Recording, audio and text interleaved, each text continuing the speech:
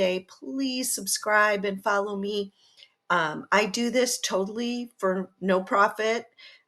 This is my love, my passion. I'm an educator and I'm here just to provide information. And this is all based on my own research. I'm not compensated in any way by any of these things I'm about to mention. So, last year, Expedia did a survey of about 5,700 travelers and discovered that people spend about 5 hours on the internet searching, which I think is probably much higher than that, and that they have about 200 pages of data that they look through. And so one of the advantages to AI is that it simplifies this process, right? It allows them to give you better information if you use their built-in tools or if you're just doing a general search. So what might that look like to you, the average traveler? Well, the hope is that AI is not going to only plan your itineraries, but it'll communicate with your hotels and all of the different things and kind of be your personal travel assistant. And so that will also be how companies might approach you, might change as well. Last year, Amazon Web Services uh, put aside $100 million to help Booking.com, TripAdvisor, Trip.com, and some of these other third party travel apps to integrate more AI into their tools, chatbots, things like that. So you're going to probably, if you're using those tools, you're going to see that AI is involved. And so today we're going to look at how AI really can help you and what the power is in the planning of travel. You know, in the old days, we carried our guidebooks and our maps and all of those things with us. And for some of us, we're still doing that, and it's fine. I use my things on my iPad. So I have digital books, Lonely Planet, things like that on my iPad. So I still have it. I just don't have multiple things that I carry with me. And but it is hard sometimes to break our old habits. One of the significant benefits of AI powered travel though is ease of use. And you're going to put in your preferences and any requirements and voila, then you're going to get tailored recommendations based on what you've input, an itinerary specifically designed for you. So not only does it make your travel planning easier, but it saves you valuable time. And time is important these days. So with a few clicks, you can gather a wealth of information, and instead of spending hours and hours on research, you get information fairly quickly. In fact, I had a friend last year, I helped her. We just used Chat GPT, and when she was going to Australia for 3 weeks, within 30 seconds, it had spit out an entire itinerary for her on the screen, about 5 pages long. It was amazing. And it can help suggest senior friendly accommodations, but it ensures that every aspect of your trip is tailored to your individual needs. And that is one of the largest factors in using AI for travel planning. So, in our short time today, we're going to be exploring just a few tools that I found. I'm not advocating one over the other. Most of the tools are free, but also have a paid version. And if you end up liking a tool, if it really works for you, the app, you might want to pay for it. It's entirely up to you. Obviously, when you pay for things, you get more features and functions, right? And you get less ads. And that could be a value alone, so you don't have them. But a good travel planner should be user friendly. You should be able to navigate through the pages with ease, submit your prompt, and receive a response right away. What do I mean by a prompt? Well, prompt is a question or a query. So, what are you asking? And we'll go over some of the parameters of using AI later, but you want to make sure that your query is what you want it to answer you. So, the better the query, the better the response. You should also consider, if something is good, you might want to consider buying it, right? So let's go over some things that we're going to talk about in this brief session: power of AI in travel planning, harnessing AI tools, a deeper dive into some specific tools, talking about AI as it relates to flights. There's an app for that. And by the way, all the things I'm going to show you have both web-based versions and app-based versions. And of course, if you do log in to them, it will carry over to either your computers or to your mobile devices. Personal guidance for smoother travel, overcoming some travel challenges, travel agencies and travel advisors, because there is still plenty of room and plenty of need for those. And so I don't want to negate the value of using a travel agency or a travel advisor at all. And for questions and answers, because this is a video, feel free to email me and I will do my best to answer you. So let's talk about some of the basic AI tools that are out there. And you've probably heard of most of these, but ChatGPT, Google Gemini, Microsoft Copilot, those are the big players, right? And those are what's called generative AI. So they are machine learners. And what they do is they learn from your behavior and your interaction with them. So they can all be great tools for a variety of things. I use both ChatGPT and Google Gemini frequently for helping me with ideas and different things that I might want to research. I find them to be extraordinarily valuable. They will travel plan for you. They're much more broad based than a specific travel planning app might be. So you just want to keep that in mind as you look at them. So let's take a deeper dive into some specific apps that I found and have some fun. And again, I'm not saying one's better than the other, because all that matters is what is effective for you, what's easy for you to use. And that's why I'm going to show you just a few right now. So Stippl is one, and Stippl is they're from the Netherlands, and I found them recently, and I thought that they were very well done. They had a lot of good features and functionalities. Obviously, you can use them by logging in, and you can start planning now. You can download from the App Store or Google Play, but you see in real time what's happening on the screen. It's talking about an Italian adventure, and you can tell it all the different destinations, how many plan. So I like it that it covers multiple destinations, and it will give you attractions, hotels, all kinds of things. So this is one that I thought was very helpful. Another one is this Trip Planner AI.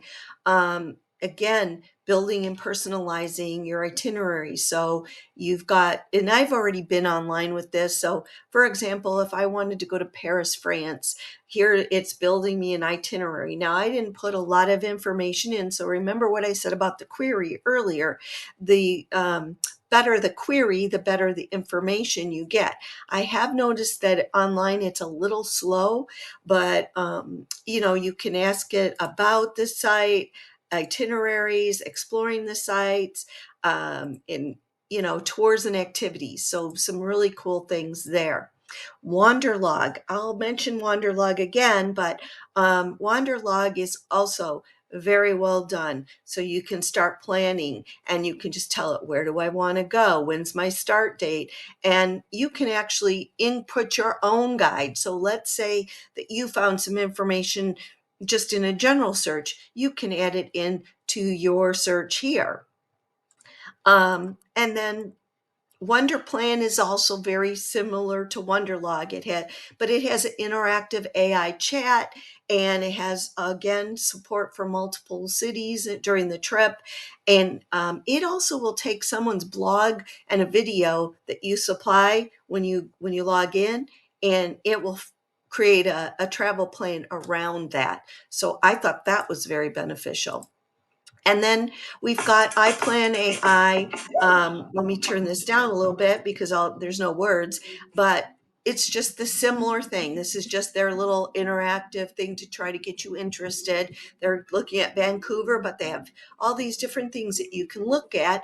You can tell them what kind of budget you're on, and it's going to just give you all these great plans and a map showing you where to go and how, like, look, that has food. In day one, you're going to Stanley Park. I mean, it has the view on Google Maps, how long it takes you, how to get from point A to B.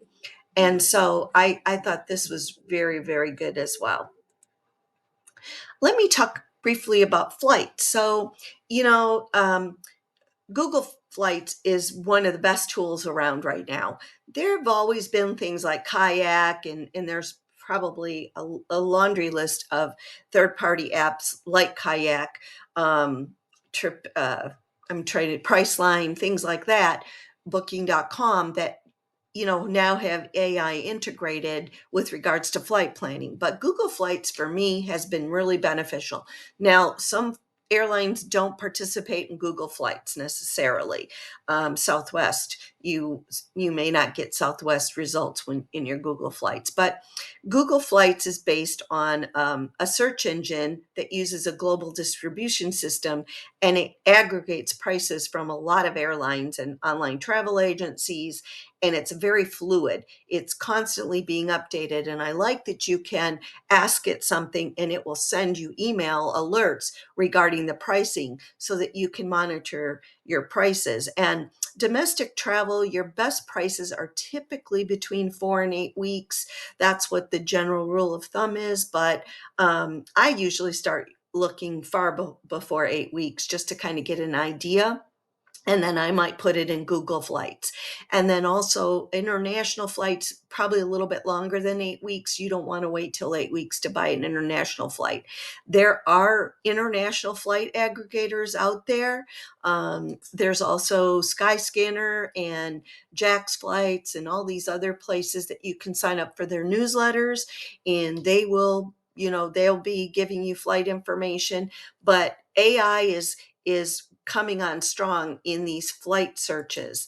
And I mentioned there's an app for that. So all the things I've mentioned so far have apps, all of the planners. But TripIt is a really good functional planning tool that I have used for years and can't say enough good things about that. They have a free version and a paid version. I like that you can go in and manipulate your data, or it will take it right from your email address that's assigned to your TripIt account. So when something comes into your email, it will automatically be added into your planning and your itinerary. Um, Periodically, they offer very good deals on their premium package. So, that's something that you can look at.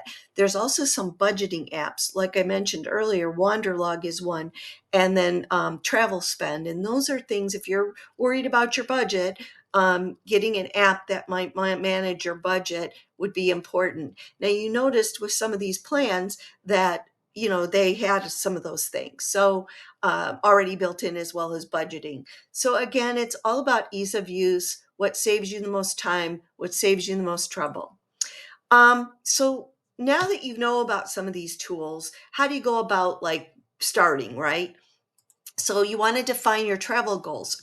Again, the better the query, the better the result. Now it's a lot of fun though, just to look at places.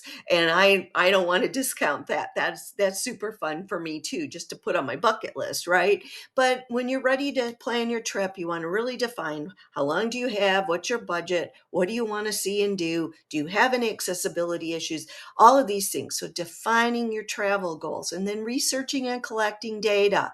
That's a big thing. Now, these planners streamline that process, of course, but I also go out and do a lot of my own research too. Some of these planners allow you to add your own research and some don't. Again, that's ease of use. So for me, what I do is I create a bookmark folder and I call it the location that I'm going to go to. Say, example, Ireland. If I can be more specific, but let's say Ireland, and I create this folder in my bookmarks, and I can go in my settings of my browser and I can adjust that.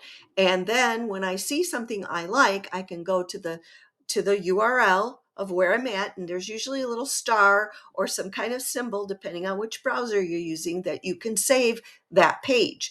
And then you save that page into that folder. So when you go back, you open up the Ireland folder, and any page that you liked will be right there listed, and you can just click on them. And of course, it's easy to get rid of them too if they're not working for you. Identifying your key metrics goes back to defining your travel goals. What is it that you really want from this trip? And so knowing what you want can really help with this. and you want to check your data accuracy. What I would suggest is that if you find some things and you're not sure about whether they're accurate, you can see how many searches, you can see how many the statistics in Google, or you can also go to another browser and try again. And that would be what I would do, is if I found some things and I just wanted to double check because something didn't seem right to me, I might go to another browser like DuckDuckGo or Mozilla or something else and put that same type of search in and see if I came up with the same results. And of course, consider reviews and ratings.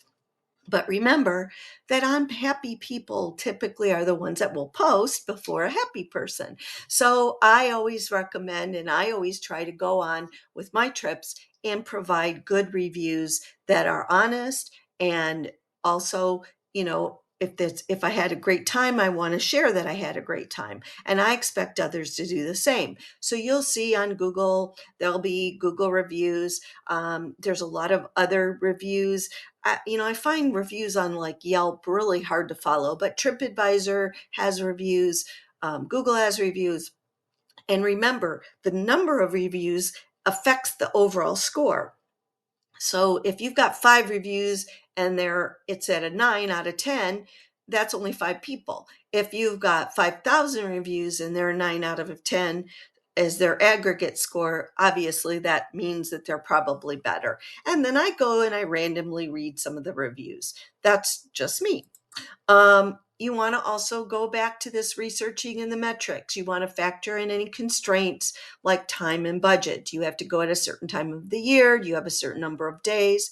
And then, of course, you're going to refine and iterate because you're going to get a lot of information. And what is it that you want to do?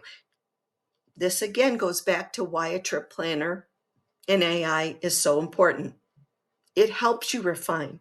It helps you iterate. It learns your behavior. It learns what you want, and it can help you streamline the process and save you time in there. And of course, flexibility.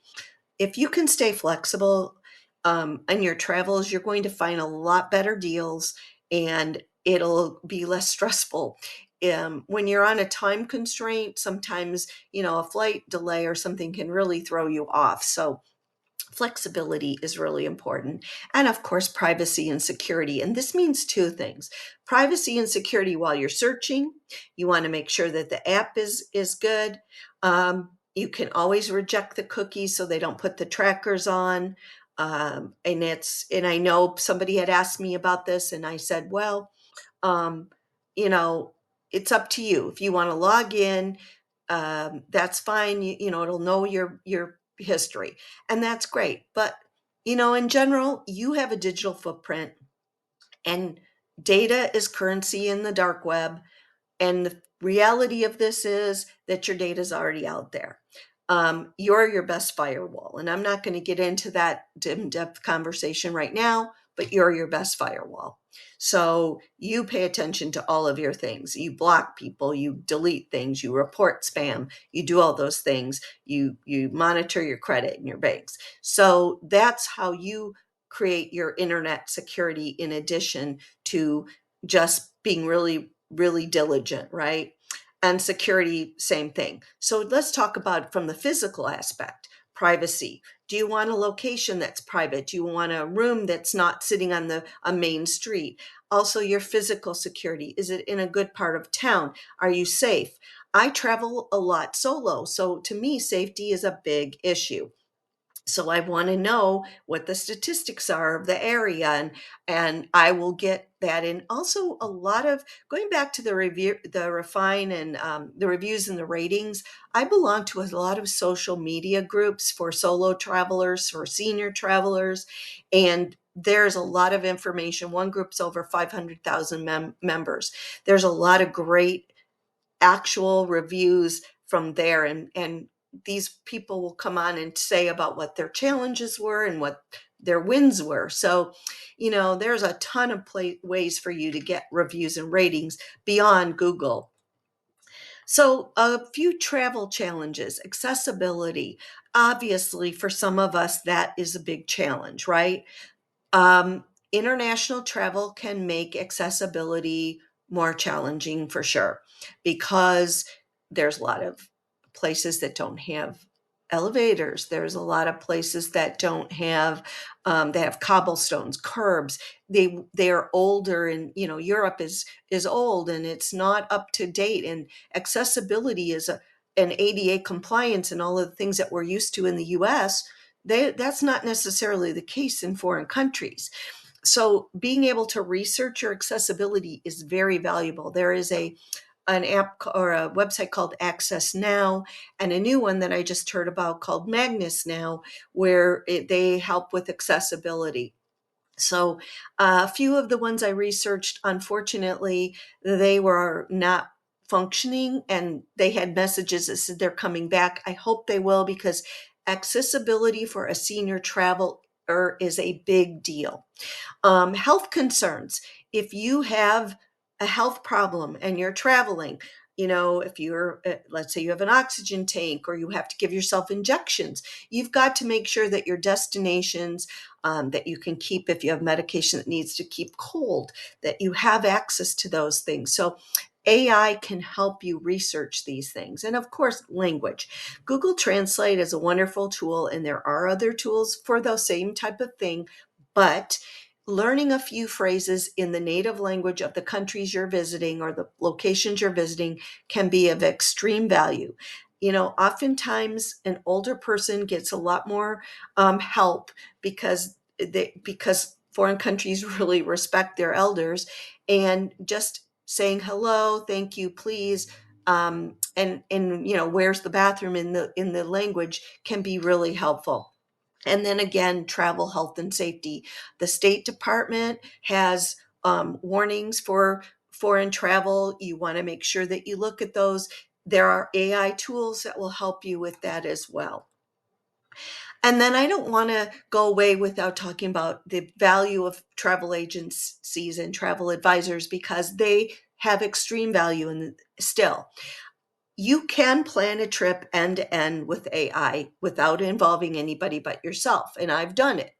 But some people want that extra level of support, and I totally appreciate and agree that there are times and places that it's very important to engage with travel advisors.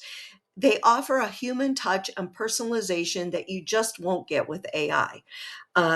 They have, and that's got huge value, right? Complex or unconventional travel plans, such as I'm going to take the bucket list trip that busts my budget, and here's where I want to go. And you can work with a travel advisor to create that once in a lifetime experience that you may not get from just AI.